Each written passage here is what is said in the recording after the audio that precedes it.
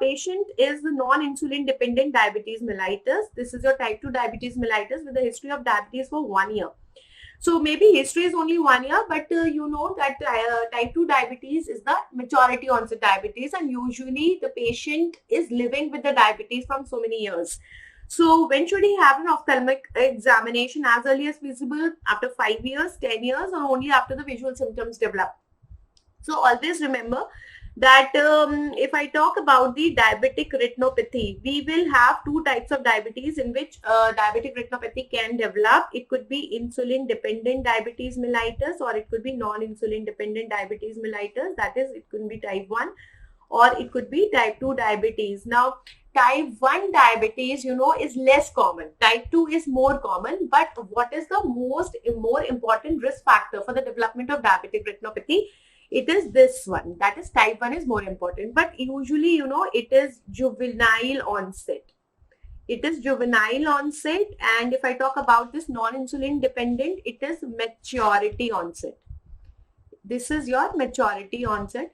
So what happens, what is the most important factor for the development of diabetic retinopathy? It is the duration. So basically we are concerned with the duration.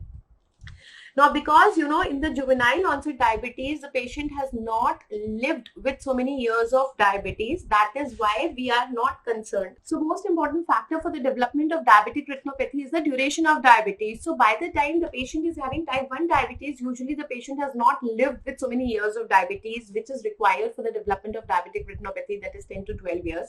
But yes, even if you have diagnosed the non-insulin dependent diabetes mellitus even 1 year back, patient usually have lived with the diabetes before also, and it is just diagnosed that time. So in the type 1 diabetes, you can start the screening. You can start within the 5 years. Anytime within 5 years, you can start the screening. While if it is a non-insulin dependent diabetes mellitus, patient has already lived with the diabetes, you have to start it immediately. So what are the words that you can have in the question? It could be immediately, or it could be as soon as possible, or it could even be urgently.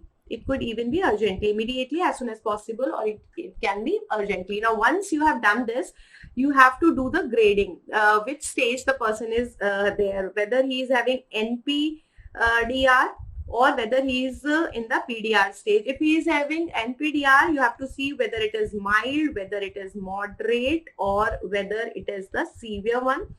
And then you have to see whether it is the PDR. So in cases of the NPDR, when it is mild, you have to do it 1 yearly. You can do the follow-up 1 yearly. Okay. Then moderate may you can do 6 monthly, and severe may we can do 3 monthly. In the PDR, I can do 2 monthly. So not only when does it start, also the follow-up timings. It's very, very important. And this question was asked even in AIMS May 2019.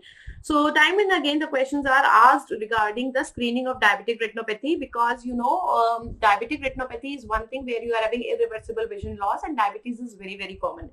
So what will be our answer? Because it is non-insulin dependent, it will be as early as feasible. All right.